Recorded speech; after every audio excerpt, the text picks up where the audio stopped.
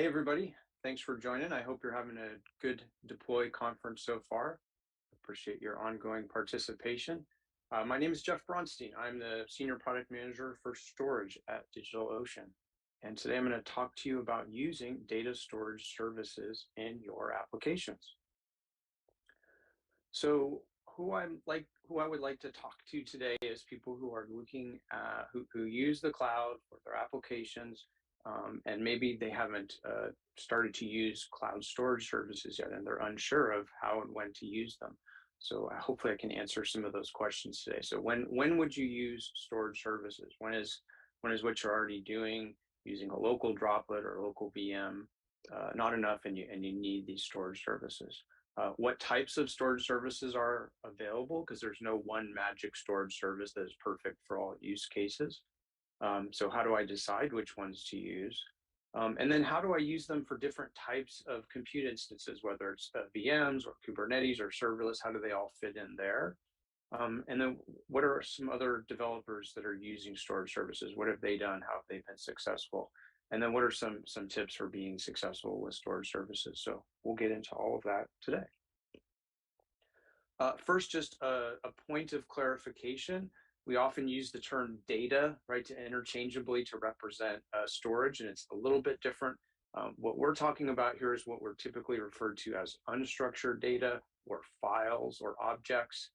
That's what we're going to be focused on today. We're not talking about databases, which is like structured data or MySQL databases, that type of thing.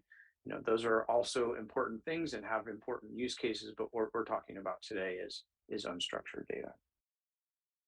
So first of all, when might be a sign that you might need these storage services? So if you think about like having a VM, a virtual machine server in the cloud, like a droplet on DigitalOcean, they typically come with some amount of local storage, and that's great. Like you buy a package, right? It's got memory, it's got CPU, it's got storage, and that's typically going to be the fastest available storage, and that's great, right? It's if you have that performance need, that's great.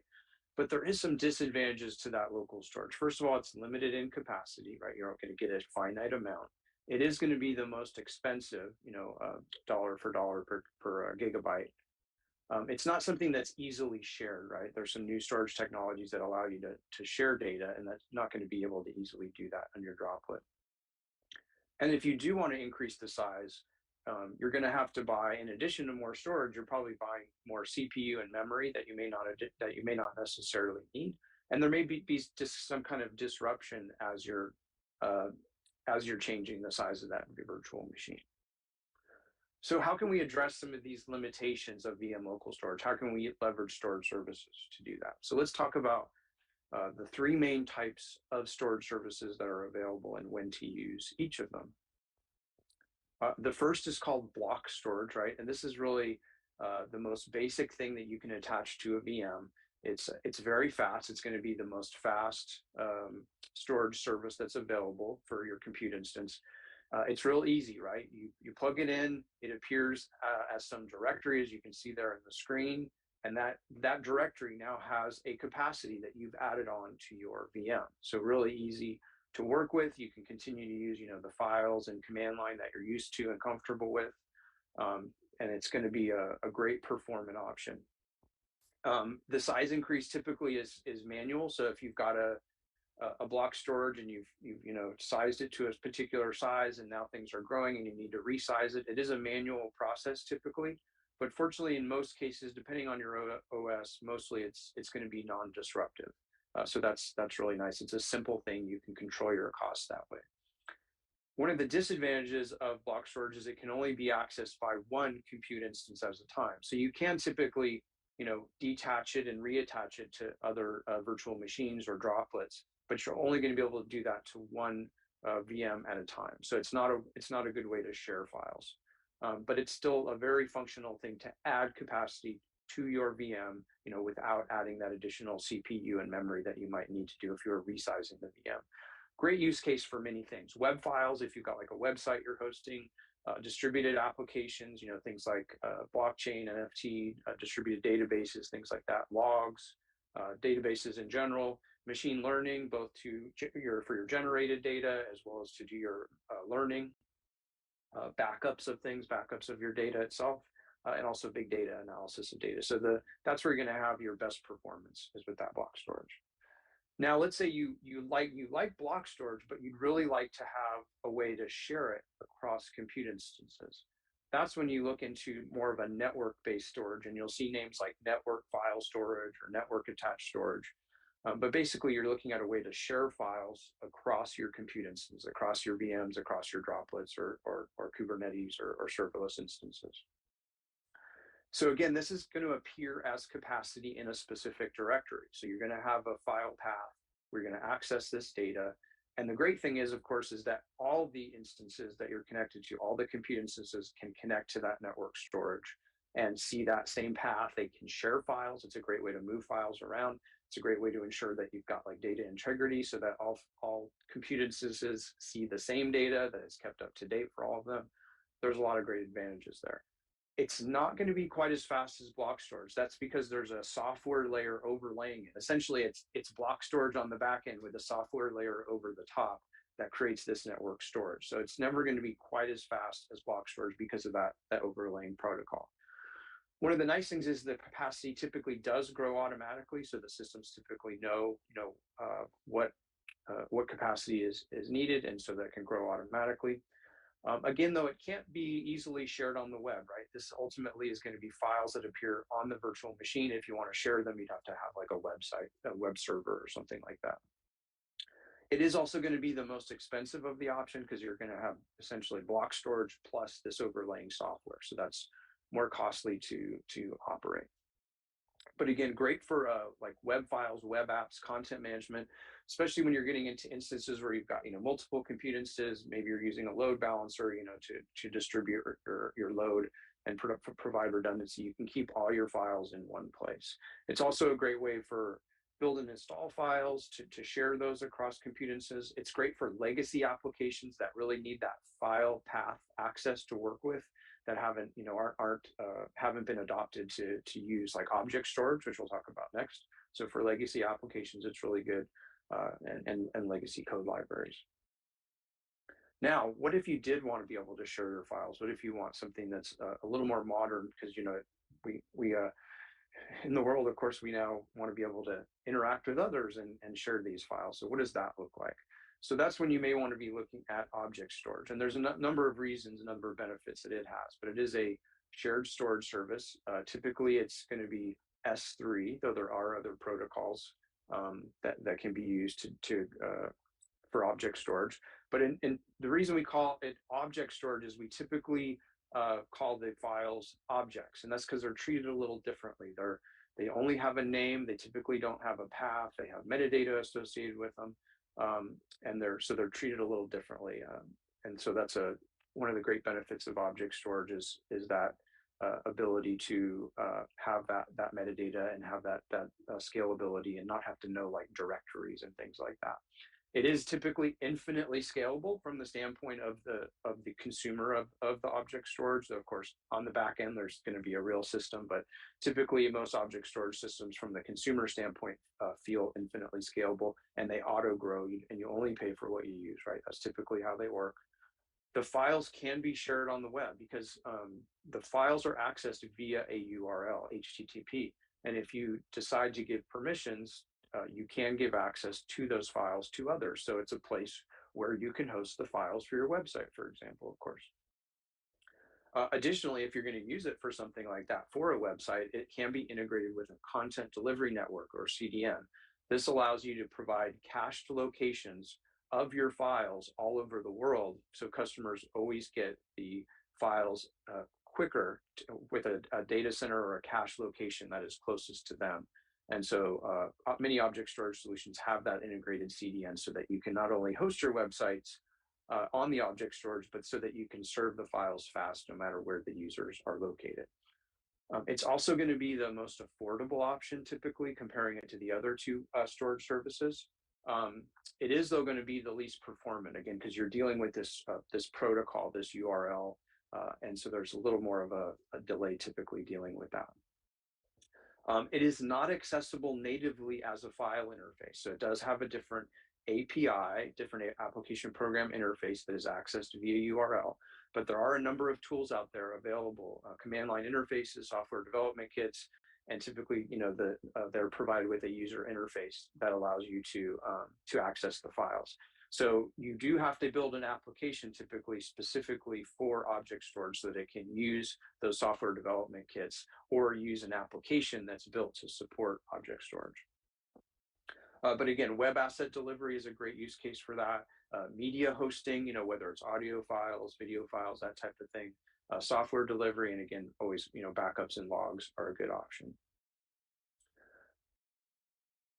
So let's talk about so I've been speaking mostly to like VMs, droplet type scenario for accessing these storage services. What about, what does it look like when you're working with other types of compute instances, so Kubernetes and serverless? So first, let's talk about file type access for Kubernetes. So typically, the way block storage works is that it can be used with Kubernetes, but it will be connected to a specific pod within your cluster. So that pod will be responsible for the interaction and moving data in and out of that block storage. For many use cases, that's great, but in some cases, that can be limiting, especially if you want that pod to have redundancy, right? So in the diagram on the right, we're showing what it looks like when you use Kubernetes with network file storage. Now you can have multiple pods connecting to the same set of files. That can give you greater performance. It can also give you that redundancy you're looking for. So that's a good option, but you may not get as good a performance, of course, as you would with block storage. So pros and cons to everything, right? How about object storage with Kubernetes and with serverless? So object storage really is a great way to go with both of these types of systems, because you are often going to have multiple instances of things, right? In Kubernetes, you're going to have multiple pods again, and ideally you want them all to be able to access that same data going into the in and out of the object storage. And then again, you can also have users, right? Or they're like, say, a web application, having those object storage files being served directly to users optionally, if you choose. But object storage is a really great way to go with Kubernetes, with the model of how Kubernetes works, right? Similarly with serverless, right? If you're going to have multiple instances of an app, then being able to use object storage where all those app instances can access the same set of data in the object store is going to be ideal, right? So that's a really great way to go. And again, you can give access to those files directly to users if you so choose. Now let's talk a little bit about what's going on with DigitalOcean and our storage services, right? So we've got storage services to address all these needs. First of all, we have our volumes block storage product. So that's our block storage, nicely scalable and reliable block storage. Then we also have our spaces. That's our object storage solution, right? So again, there's no one storage solution that's right for everything. So we try to provide these options. So we have the spaces object storage solution, and with that we can really store and deliver lots of data, lots of content. And then for network file storage, what we offer is the ability to create a droplet, which is our virtual machine, running an NFS server on that droplet. And then on the back end, unbeknownst to the user, you actually store the data in volumes block storage, but the front end appears as that network file storage, so you can have multiple instances running. And in our community, articles in our community, we have explanations of how you can set up those servers. And we have many customers that have set up NFS in this way at DigitalOcean. Now, I did want to make a plug. We really are serious about investing in storage at DigitalOcean and continue to do so. We're happy to announce that we are now doubling the speed of our spaces object storage and increasing the speed of our volume block storage by 50%. So what does that mean? Well, for volumes, 50% faster refers to the IOPS, input output operations per second, and throughput, that's megabytes per second of data that you can move in and out of the storage. We've increased that by 50%. So customers are going to see a nice performance increase, and there may be either use cases that now work better or new use cases that will work with that additional performance. Similarly, for spaces, we've actually doubled the speed. And when we talk about performance for spaces object storage, we're talking about requests per second. That's like how many files can you upload or download, or send us a command to delete a file or make a list of files. We can do that at a rate that is double what we could, just weeks ago. So we're really excited to do that. look for more exciting news about storage in the future at DigitalOcean. Some real world examples of customers using DigitalOcean storage services. These are all available on our case studies website on digitalocean.com, but I just wanted to highlight a few. Feel free to go look at these and dig deeper. But our customer data cape stores Internet of Things data on spaces. So that's really exciting. They use IoT data applications with their customers. Podiant, which is in the podcast industry, they store and distribute podcasts on spaces. And Loot TV actually does something similar, but with video files. So they store and distribute video files on spaces. Cloudways, which is now actually part of the DigitalOcean family, they store customers' web assets on volumes, on our volumes block storage, and then serve those up with websites, like things like WordPress and things like that. Crowd Content uses volumes to store database clusters. And URL Box uses volumes for persistent storage for that block storage for their Kubernetes clusters. So those are just some of the handful of examples of the many customers using our storage services. So I wanted to go over a quick top 10 storage services best practice, and I think I'll just cover the top 5, and I'll show you the last 5, and you can reference them later, or we can talk about them on Discord. First is always security, right? Make sure that your data is appropriately secured, right? With things like block storage, it's relatively simple. You are connecting the block storage to a virtual machine, and only that virtual machine has access to that storage. So you have to worry about security on the virtual machine. But beyond that, it's relatively straightforward. When you think about something like object storage, like our Spaces product, you could potentially give access to everybody in the world to your data. So you have to think about what security level you need to apply to your data.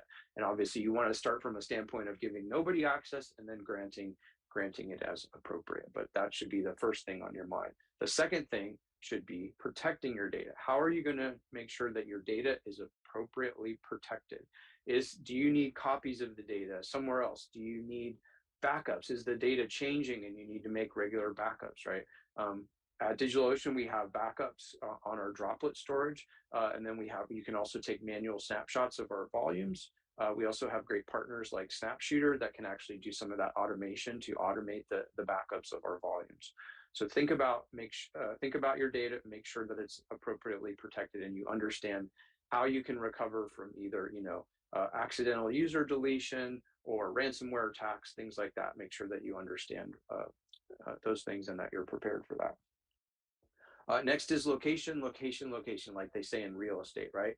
Your data's location is important as well. There's at least 2 things that I always think about when I think about location of data. The first is how close is it to the compute that's going on, right? Because oftentimes there's going to be some computation where that data is going to be read and computed in some way, like maybe a machine learning training type of thing. And the closer that your compute instance is to that data, then the faster that things will be processed, right? So ideally, you're going to put your compute and your storage, if that's the case, right next to each other. Similarly, if you've got users that are going to be accessing those files, think about how you can get those files to the users as quickly as possible with the least possible latency. Does it mean, which data center should you put your application in? Should you turn on content delivery network services, things like that? How can you make your data performant for your users by reducing that distance?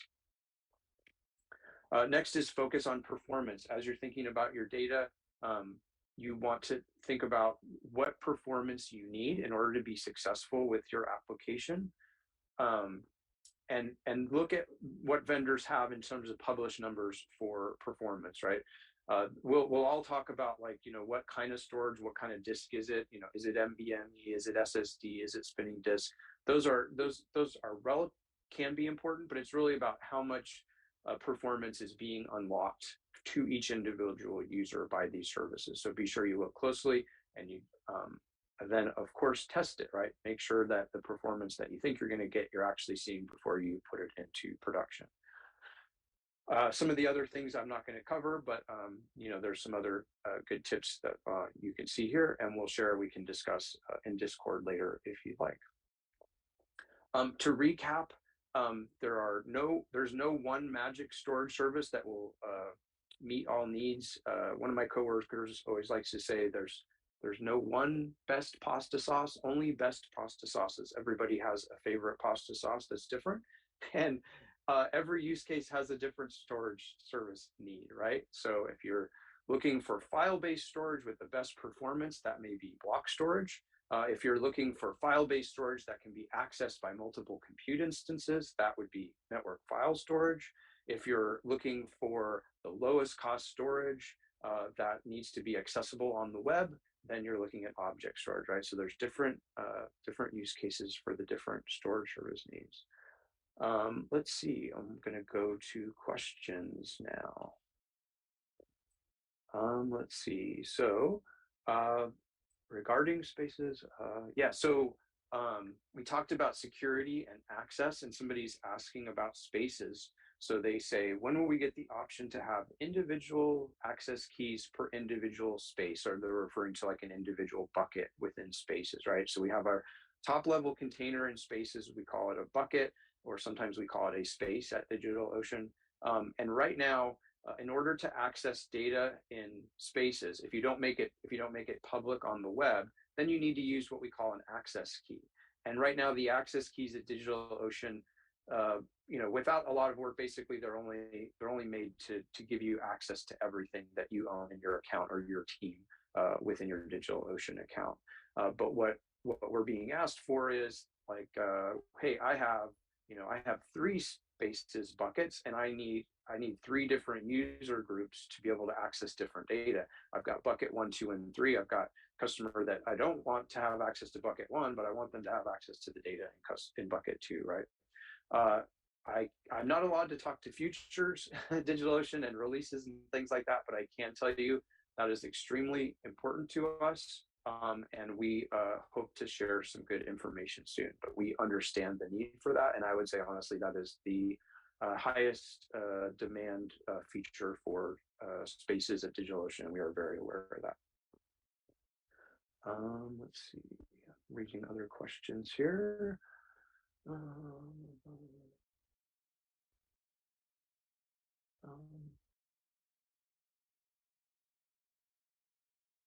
I think that's it for the questions that I will be able to help on this. I will be in the Discord chat later. I'll keep an eye on that. And so feel free to jump in. We've got a channel for that, for this presentation. But thank you for the opportunity to speak to you about storage services, and good luck and happy application building. Thanks.